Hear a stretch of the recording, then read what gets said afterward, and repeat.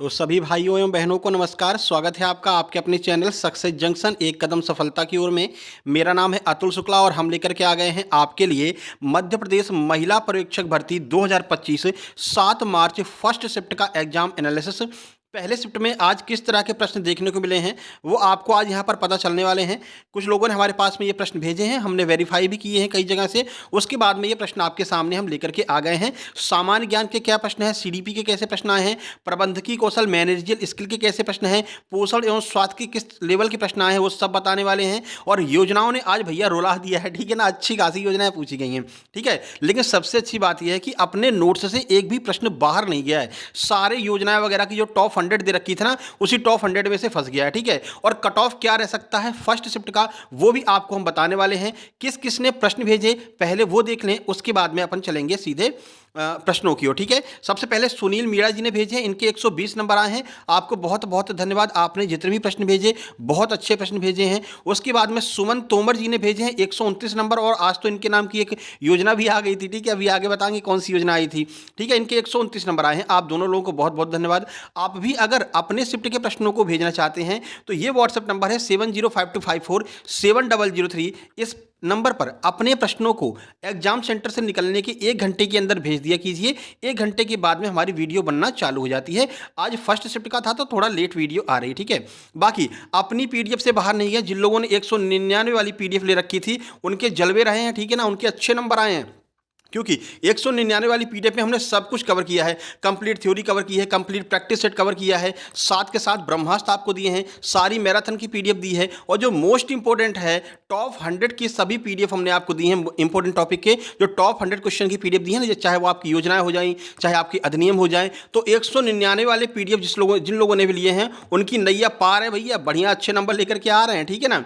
तो आप लोग भी अपने नोट्स मंगा सकते हैं। ये आपको स्कैनर दिखाई दे रहा है, इसी पर आपको 199 का पेमेंट करना है और उसका स्क्रीनशॉट इस व्हाट्सएप नंबर पर सेंड कर देना है 7052547003, और तुरंत की तुरंत आपको नोट्स सेंड कर दिए जाएंगे। नहीं तो आप बस स्क्रीनशॉट भेज करके शांति से बैठ जाना। शाम को 10 से 12 बजे के बीच में भी आपको नोट्स मिल जाएंगे, यानी अगले दिन सुबह तक आपके पास में नोट्स पहुंच जाएंगे। क्योंकि एग्जाम एनालिसिस भी कराना रहता है, इस पर एग्जाम एनालिसिस के भी प्रश्न आते रहते हैं। तो आपको परेशान नहीं होना है। आपने अगर पेमेंट कर दिया है तो रात में हम बैठ करके एक एक व्यक्ति का ढूंढ करके सबको नोट्स भेजते हैं। बिल्कुल भी आपको परेशान नहीं होना है। वैसे हम कोशिश करेंगे कि 1 घंटे के अंदर ही आपके पास में नोट्स पहुंच जाए, लेकिन लेट होता है तो बिल्कुल भी परेशान नहीं होना, ठीक है। और जिन लोगों को नोट्स मिल गए भैया, नोट्स आप लोग डाउनलोड कर लीजिए, ठीक है ना।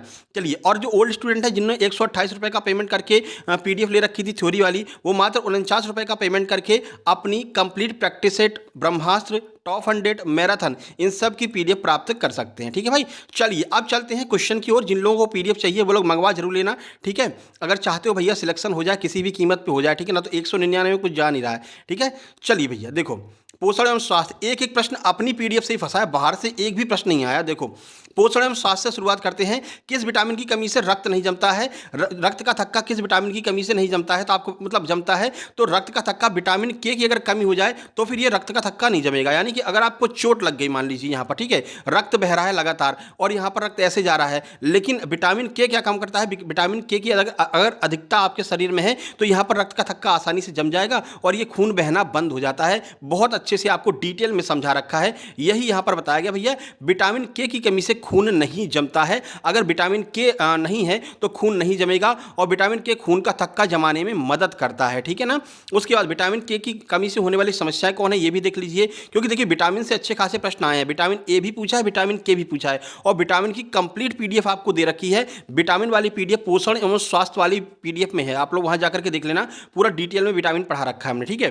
देखो, नवजात शिशुओं में गंभीर रक्तस्राव हो सकता है। अगर विटामिन के की कमी है तो जो नवजात शिशु जब डिलीवरी होता है तो वहाँ पर क्या होता है, रक्तस्राव हो सकता है, ठीक है। यह एक मेडिकल इमरजेंसी है और जानलेवा भी हो सकती है। कई बार आपको बताया है विटामिन के की कमी से रक्त का थक्का नहीं जमेगा, जिससे कि डिलीवरी के वक्त में ज़्यादा मात्रा में खून बहने से जच्चा और बच्चा दोनों को समस्या हो सकती है। तो आज विटामिन के वाला प्रश्न आज आया था, ठीक है। चलिए अगला आया था एनएफएचएस की 5वीं रिपोर्ट कब आई थी, तो पूरा आपको डिटेल में बता देंगे एनएफएचएस के बारे में, पहली कब आई, दूसरी कब आई, तीसरी, क्योंकि एनएफएचएस से अगर प्रश्न पूछा है तो भैया आगे प्रश्न बनेगा ही बनेगा। दिसंबर 2020 में इसकी कौन सी 5वीं रिपोर्ट आई थी, देखिए देखिए, तो राष्ट्रीय स्वास्थ्य सर्वेक्षण, राष्ट्रीय परिवार स्वास्थ्य सर्वेक्षण, जिसका फुल फॉर्म जो एनएफएचएस का फुल फॉर्म होता है, ये भी आपको याद रखना है क्योंकि आज एनआरएचएम का फुल फॉर्म पूछ लेता है, ठीक है। इसकी रिपोर्ट दिसंबर 2020 में जारी की गई थी। यह रिपोर्ट हर साल 2019 से 21 के लिए है। यह सर्वेक्षण भारत सरकार के स्वास्थ्य और परिवार कल्याण मंत्रालय के द्वारा किया जाता है। आगे हो सकता है आपसे परिवार एवं कल्याण मंत्रालय वाला भी पूछ लें कि कौन से मंत्रालय के द्वारा कौन सी योजनाएं जारी की जाती हैं। योजनाओं से आज बहुत अच्छे प्रश्न आए हैं, ठीक है।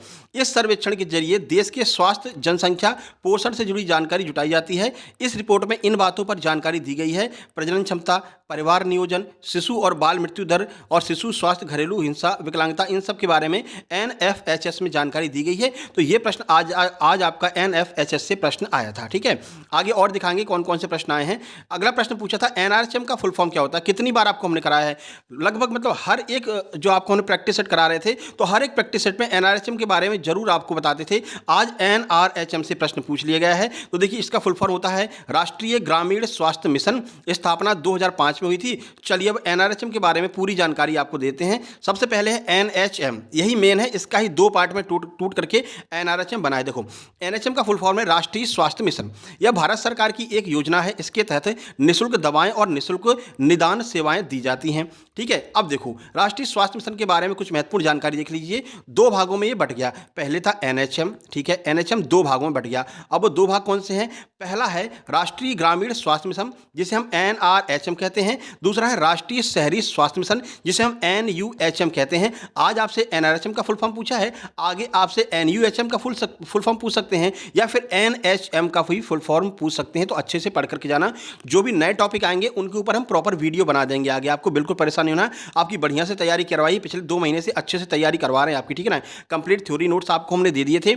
उसके बाद में हमने कंप्लीट प्रैक्टिस सेट आपका करवाया है और प्रैक्टिस सेट के नोट्स आपको दिए हैं। साथ साथ ब्रह्मास्त्र करवाए हैं, ब्रह्मास्त्र के नोट्स आपको दिए हैं।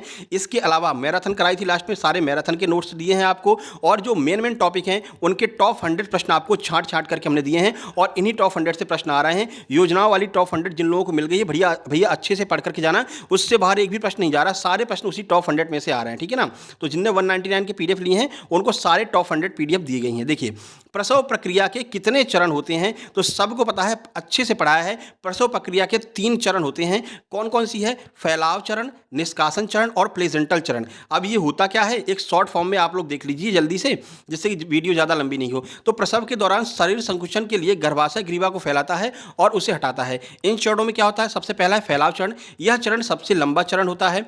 उसके बाद में है निष्कासन चरण। इसमें बच्चे को बाहर निकाला जाता है। यह चरण 30 से 60 मिनट तक रहता है। यह टाइमिंग आपसे पूछी जा सकती है आगे जब पेपर कठिन बनाएंगे। आज का पेपर ज़्यादा हाई लेवल का नहीं था, ठीक ठाक था। अभी कट ऑफ भी बताएंगे कि कितना कट ऑफ जा सकता है फर्स्ट शिफ्ट का। प्लेजेंटल चरण क्या होता है? इसमें प्लेजेंटा को बाहर निकाला जाता है। यह चरण कुछ मिनट से लेकर के 60 मिनट यानी 1 घंटे तक का समय ले सकता है। तो ये समय भी आपको याद रखना है। आगे बढ़ते हैं। अगला प्रश्न है, देखो भैया, 1 वर्ष के बच्चे को कौन सा टीका लगाया जाता है? टीकाकरण की आपको पीडीएफ दे रखी है, वैक्सीनेशन की टॉप 100 की पीडीएफ दे रखी है, ठीक है ना। अच्छे से पढ़ करके जाना, उसी में से प्रश्न आएंगे टीकाकरण वाली पीडीएफ से, ठीक है। देखो, तो कौन कौन से टीके लगाए जाते हैं वो आप लोग देख लीजिए। देखो, 1 साल के अंदर बच्चे को कौन सा लगता है? खसरे का टीका लगता है, कंठमाला का लगता है और रुबेला एमआर का टीका लगता है। इसे एमएमआर वैक्सीन भी कहते हैं। इसे इंजेक्शन के जरिए दिया जाता है। कुछ अन्य जो महत्वपूर्ण टीके हैं वो देख लीजिए कौन कौन से हैं। तो सबसे पहले खसरा याद रखना, एक साल के अंदर दिया जाता है। आपसे पूछा गया था इनमें से कौन सा टीका 1 साल के अंदर दिया जाता है। खसरा भी हो सकता है ऑप्शन में। अब ऑप्शन किसी को याद रहते नहीं, ठीक है ना। उन्होंने बस इतना लिख करके भेज दिया था, सर 1 साल के अंदर लगने वाले टीकों के बारे में प्रश्न था। कंठमाला, रुबेला वैक्सीन और आपका कौन सा ये meningococcal B vaccine, MenB जिसे हम कहते हैं, ये प्रश्न आज आया हुआ था। आप लोग अच्छे से देख लें। टीकाकरण वाले में हमने एक एक टीके के बारे में डिटेल में आपको बता रखा है। 100 प्रश्न हमने बनाए थे टीकाकरण के, ठीक है। चलिए, एड्स का फुल फॉर्म, भैया हमने कहा था एड्स का फुल फॉर्म आएगा ही आएगा, ठीक है। एड्स के बारे में बहुत डिटेल में आपको हमने फेसबुक पेज पर भी बता रखा है, वीडियो भी अलग से बना रखा है एड्स के बारे में, और आपको थ्योरी वाली नोट्स में भी एड्स के बारे में बहुत सारी चीज़ें बता रखी है, ठीक है। फेसबुक पेज सक्सेस जंक्शन के नाम से है, सिल्वर प्ले बटन वहाँ पर लगा हुआ है, उस पर क्या नाम है हमारे प्रोफाइल पर, उसको जरूर ज्वाइन कर लेना। वहाँ पर ये छोटे छोटे हम क्या कहते हैं आर्टिकल डाल देते हैं। जैसे एड्स के बारे में सारी जानकारी वहाँ पर हमने लिख करके डाल दी है। उसके बाद में पंचवर्षीय योजनाओं के बारे में सारी जानकारी लिख करके डाल दी है। तो फेसबुक पेज सब लोग ज्वाइन कर लें, ठीक है। एड्स का फुल फॉर्म है एक्वायर्ड इम्यून डिफिशियंसी सिंड्रोम। यह एक गंभीर बीमारी होती है जो प्रतिरक्षा प्रणाली को प्रभावित करती है। यह HIV के कारण होता है। अब अगले आपको HIV की फुल फॉर्म पूछ ली जाएगी, ठीक है। अभी एड्स की पूछी है, आगे आपसे HIV की फुल फॉर्म जरूर पूछेंगे। चलिए भैया, पूछ लिया था विटामिन A की कमी से कौन सा रोग होता है? बहुत अच्छे से पढ़ा रखा है आपको। विटामिन ए की कमी से रतौंधी होता है, ठीक है ना, कहा था ना भैया, विटामिन ए की कमी से रतौंधी हो जाती है तो सर दिखना बंद हो जाता है। लेकिन सर रात में तो किसी को नहीं दिखता है भैया, उसको मतलब कि रात में क्या अपन को थोड़ा बहुत तो दिखता है, लेकिन रतौंधी अगर हो गई ना तो जैसे ही शाम हुआ, सूरज ढला कि वो उसको फिर दिखना बंद हो जाता है, ठीक है ना। तो इसको हम रतौंधी कहते हैं। आंखों की रोशनी कम हो जाती है, त्वचा और आंखों का सूखना, संक्रमण जैसी समस्याएं हो सकती हैं। विटामिन ए की कमी से विटामिन ए डिफिशियंसी भी कहते हैं, यानी वीएडी भी कहते हैं। पूछेगा वीएडी का फुल फॉर्म क्या है, तो इसको हम क्या कहते हैं, विटामिन ए डिफिशियंसी, ठीक है। वीएडी का नाम भी आप लोगों को ध्यान रखना है। प्रश्न थोड़े से ज़्यादा है इसलिए हमको थोड़ा सा स्पीड तेज रखनी पड़ेगी। अगला देखो, आपसे एक और पूछा था एनएफएसएस से कि एनएफएसएस की स्थापना कब हुई थी। 1992-93 में एनएफएसएस की स्थापना हुई थी। अब इसके हम सारे चरण बता देते हैं, क्योंकि देखो चरण से प्रश्न पूछा है, 5वें से पूछा है, तो आगे और भी पूछ सकते हैं। तो देख लीजिए, राष्ट्रीय परिवार स्वास्थ्य सर्वेक्षण एनएफएसएस की फुल फॉर्म है। शुरुआत 1992-93 या सर्वेक्षण परिवार कल्याण मंत्रालय के द्वारा लिया जाता है, ये भी बता रखा है। अब यहाँ देख लीजिए 5 दौर हो चुके हैं। कब कब कौन से दौर हुए थे, मोस्ट इंपोर्टेंट लगा लेना, आगे यहाँ से प्रश्न बनेगा। पहला दौर 92-93, दूसरा 98-99, तीसरा 2005-06, चौथा 2014-15 और पांचवा 2019-20। ये पांचों प्रश्न आपको मिलेंगे आगे एग्जाम में, ठीक है। आज पांचवा आपसे पूछ लिया है, कल चौथा मान लो दूसरा पूछ लेंगे, ठीक है ना। तो इसको अच्छे से पढ़ लेना, इसका स्क्रीनशॉट खींच लीजिए, ठीक है। चलो आगे बढ़ते हैं। अब आपको यहाँ पर थोड़ा सा हम स्पीड में लेकर के चलते हैं जो टॉपिक हमको मिले हैं टॉपिक से। तो टीकाकरण से 3 प्रश्न आए थे जो कि बेसिक प्रश्न थे। वही एक तो आपको बता दिया, 1 साल वाला पूछा गया था, और एक आधो टीकों के नाम पूछे गए थे, ठीक है। पाचन तंत्र से 2 प्रश्न आए। बायोलॉजी की पूरी पीडीएफ दे रखी थी, हमने आपसे कहा था बायोलॉजी की पीडीएफ हम दे रहे हैं, लेकिन आपको केवल 2 टॉपिक पढ़ने हैं, पाचन तंत्र और श्वसन तंत्र। तो आज पाचन तंत्र से 2 प्रश्न आए हैं। उन दीदी को पाचन तंत्र के प्रश्न याद नहीं थे तो उन्होंने भेजे नहीं, ठीक है। लेकिन आप लोग पढ़ लेना बायोलॉजी की, दोनों टॉपिक पढ़ लेना बायोलॉजी वाली पीडीएफ से, ठीक है। उसके बाद 2 प्रश्न आपके हार्मोन्स से आए हैं। हार्मोन्स को भी अच्छे से हमने आपको पढ़ा दिया है। अगला प्रश्न आया था, गर्भवती महिला का वजन कितना बढ़ जाता है। अब इनको ये नहीं याद था कि ये पौंड में दिया था या किलोग्राम में, ठीक है। ये बताया था कि सर गर्भवती महिला से प्रश्न आया था कि वजन कितना बढ़ जाता है। तो देख लीजिए, ज्यादातर महिलाओं का वजन पहली तिमाही में 2 से 4 पाउंड यानी कि 1 से 2 किलोग्राम, और गर्भावस्था के बाकी समय में हर हफ्ते 1 पाउंड लगभग 0.5 किलोग्राम बढ़ता है। तो शुरुआत में 1 से 2 किलोग्राम बढ़ता है और हर हफ्ते 0 से 5 किलोग्राम बढ़ता है, और ज़्यादा से ज़्यादा 5 या 6 किलो तक वजन जो है इन लोगों का बढ़ जाता है गर्भाधारण के दौरान, ठीक है। बाकी इसके बारे में टॉप 100 वाली पीडीएफ में इसको अच्छे से बता रखा है हमने। चलिए, कोविड-19 हमने बोला था भैया कोविड-19 101% आएगा, क्योंकि ये रिसेंट में हुई वैक्सीन है, तो इससे प्रश्न आना ही आना है। पूछा गया था कोविड-19 की कोविशील्ड वैक्सीन किसने बनाई है, ये देख लेना, आपने पीडीएफ में दिया हुआ है, मैचिंग मिला लेना। हमने कहा था पीडीएफ से बाहर एक भी प्रश्न नहीं जाएगा। जिन लोगों ने लास्ट टाइम पर, जिनकी बिल्कुल भी तैयारी नहीं हुई है लेकिन चाहते हैं एग्जाम हमारा क्वालिफाई हो जाए, कैसे भी हो जाए, तो तुरंत 199 वाली पीडीएफ ले लीजिए और रटना चालू कर दीजिए। इसको कंप्लीट कर लीजिए, जितनी जल्दी आप कर सकते हो उतनी जल्दी कर लीजिए, ठीक है। तो आप सिलेक्शन ले जाएंगे, कोई दिक्कत नहीं है। आप अभी तक आपने क्या पढ़ा क्या नहीं पढ़ा कोई मतलब नहीं है, पर ये 199 वाली अगर पीडीएफ कवर कर लेते हैं तो आप आराम से सिलेक्शन ले जाएंगे, क्योंकि इससे बाहर एक भी प्रश्न नहीं जा रहा, ठीक है। तो सीरम इंस्टीट्यूट ऑफ इंडिया के द्वारा कोविशील्ड वैक्सीन की खोज की गई थी, आपको बता रखा है। इसके अलावा हमने उसकी भी बताई थी, एक और वैक्सीन थी ना, उसके बारे में बता रखा था हमने। चलिए बात करते हैं सामान्य ज्ञान की। जो प्रश्न हमको मिले हैं, आप लोगों से हाथ जोड़कर निवेदन है भैया, प्रश्न भेजा करो, ठीक है। अब ये है कि 7-8 में आपको प्रश्न कम मिलेंगे, क्योंकि महिला कार्यकर्ता लोग जाती हैं तो उनको इतना प्रश्न याद नहीं रहता है। इसके बाद में सुपरवाइजर वाले चालू हो जाएंगे, ठीक है। सुपरवाइजर वाले सुपर स्पीड में चलते हैं, ठीक है। तो आप लोग अपने प्रश्नों को भेजना जरूर हमारे पास में, ठीक है। चलिए, महिलाओं पर अत्याचार को रोकने के लिए कौन सा एक्ट बनाया गया था, तो एक प्रश्न आपका एक्ट से आ गया है। घरेलू हिंसा अधिनियम 2005 वाला एक्ट आज आपका पूछा गया था। इसके बारे में आपको अधिनियम वाली जो पीडीएफ दे रखी है, टॉप 100 की एक्ट की पीडीएफ हमने 199 के साथ में दे रखी है, तो वो वाली पीडीएफ अच्छे से पढ़ करके जाना, उससे बाहर एक भी प्रश्न नहीं जाएगा। एक्ट के सारे प्रश्न उसी के अंदर से आएंगे, ठीक है। चलिए, बाकी पंचवर्षीय योजनाओं की अलग से पीडीएफ दे रखी है। बताया गया कि पंचवर्षीय योजनाओं के 8 प्रश्न आए थे, ठीक है, और ज़्यादा कठिन प्रश्न नहीं आए थे। जो हमने पंचवर्षीय योजना में बता रखा है कि भाई इसका लक्ष्य इतना है, इसका लक्ष्य इतना प्राप्ति हुई। पंचवर्षीय योजना डिटेल में आपको करा रखी है हमने पंचवर्षीय योजना वाली पीडीएफ में, ठीक है। उसमें देख लेना, सारा बताया आपको कौन सी पंचवर्षीय योजना कब तक चली, कितना लक्ष्य था, क्या प्राप्ति हुई, प्रधानमंत्री कौन था, कौन कौन सी योजनाएं चली, ये सारी हमने आपको पंचवर्षीय योजना वाली पीडीएफ में दे रखा है। तो वो भी आप देख करके जाना, 8 नंबर पक्के करके जाना, ठीक है। बाकी आईसीएमआर 2020 से 2 प्रश्न पूछे गए थे। आईसीएमआर रिपोर्ट की भी आपको हमने टॉप 100 की पीडीएफ दे रखी है, वो भी भैया पढ़ करके जाना आप लोग, ठीक है ना, जिसके पास में पीडीएफ है, ठीक है। तो ये 199 एकदम कंप्लीट पैकेज है, आपके सिलेक्शन के लिए बहुत ज़रूरी है, सबके पास में होना चाहिए। स्वच्छ भारत अभियान बोला था हमने, स्वच्छ भारत अभियान आएगा, गांधी जी जरूर आएंगे, अपना चश्मा ठीक है ना। तो हमने बोला था भैया 2 अक्टूबर को चालू किया गया था स्वच्छ भारत अभियान, तो 2 अक्टूबर 2014 को स्वच्छ भारत अभियान चालू किया गया था। चलिए थोड़ा सा देख लीजिए। स्वच्छ भारत अभियान की घोषणा भारत के प्रधानमंत्री नरेंद्र मोदी जी ने भारतीय स्वतंत्रता दिवस पर की थी और 2 अक्टूबर 2014 को। कमेंट बॉक्स में आपको कमेंट करना है कि भारत कब स्वतंत्र हुआ था। चलो ये प्रश्न कमेंट बॉक्स में कमेंट करना है आपको। डेली हम आपसे एक प्रश्न पूछते हैं, आज आपसे पूछ रहे हैं भारत कब स्वतंत्र हुआ था। ये भी नहीं पता तो भैया तुम भारतीय हो ही नहीं, ठीक है ना। 2 अक्टूबर 2014 को गांधी जयंती पर इसका शुभारंभ किया था। इस दिन मोदी ने भारत के नई दिल्ली के राजघाट में आयोजित एक सार्वजनिक सभा में भारत के नागरिकों को संबोधित किया और सभी ने इस अभियान में शामिल होने का आग्रह किया गया था। आप सबको पता है ना राजघाट किसकी समाधि, बताइए कमेंट बॉक्स में कमेंट करना, राजघाट किसकी समाधि का नाम है, ये भी आगे पूछा जा सकता है। बाकी आज पूछा गया था टाटिया मामा, अच्छे से पढ़ा रखा था। टाटिया मामा भील स्वरोजगार योजना किसी ने कराई हो या नहीं कराई हो, हमने इसको अच्छे से करा रखा था पीडीएफ में, ठीक है। तो ध्यान रखना, टाटिया मामा भील स्वरोजगार योजना के बारे में पूछा गया था। आइए देख लेते हैं क्या है ये। इस योजना का उद्देश्य अनुसूचित जनजाति के व्यक्तियों को स्वरोजगार के लिए सक्षम बनाने, कम ब्याज पर ऋण उपलब्ध कराना है। मध्य प्रदेश के जनजातीय मामलों के विभाग और वित्त एवं विकास निगम के द्वारा इसको प्रशासित किया गया है। इस योजना के तहत देखिए कितना है ये, इकाई, दहाई, सैकड़ा, हजार, 10 या लाख, 1 लाख रुपए से लेकर के 10 लाख रुपए तक का ऋण दिया जाता है। ये आप ध्यान रखना, ये आगे पूछा जा सकता है। तो टाटिया मामा भील स्वरोजगार योजना आई थी, योजना वाली पीडीएफ में इसके बारे में भी हमने आपको बताया था। चलिए भैया आगे कंप्यूटर की बात कर लेते हैं। प्रश्न आया था कंप्यूटर शब्द कौन सी भाषा से लिया गया है। तो जो कंप्यूट शब्द है ना, इससे बना है कंप्यूटर, और कंप्यूट जो है वो ग्रीक भाषा का शब्द है, ये भी आपको बता रखा है। बाकी आज शॉर्टकट की से भी 2-3 प्रश्न शॉर्टकट की के भी आए थे, वही Ctrl+S दबाएंगे तो सेव हो जाएगा, Shift+S दबाएंगे सेव हो जाएगा, ऐसे करके जो है प्रश्न आए थे। तो आप देख लेना, नहीं तो हम एक छोटी सी पीडीएफ मतलब बना देंगे जो है आपकी शॉर्टकट की, इसके लिए परेशान नहीं होना। हाँ भैया मैथ पे आ जाओ। मैथ के कुल मिलाकर के 8 प्रश्न बताए गए हैं सर। 8 प्रश्न जो है वो मैथ के आए थे। कौन कौन से? एवरेज से 1 प्रश्न आया था, और ध्यान रखना पाई चार्ट आया था आपका, ठीक है। पाई चार्ट से 3 प्रश्न आए थे। हमने कहा था डीआई जरूर आएगी, और हर एक उसमें हमने डीआई आपकी करवाई थी, ठीक है। अलग से T20 में भी हमने डीआई करवा रखी है, T20 सीरीज में भी, वो भी आप देख लेना T20 सीरीज। पाई चार्ट का प्रश्न आया था, जो गोल वाले में कहते हैं ना, ये 10% है, ये 12% है, ये 15% है, और ये हमने आपको अच्छे से करवा रखा है T20 में, ठीक है। तो वो देख लेना। तो 3 प्रश्न आपके पाई चार्ट से आए थे और सिंपल लेवल के आए थे।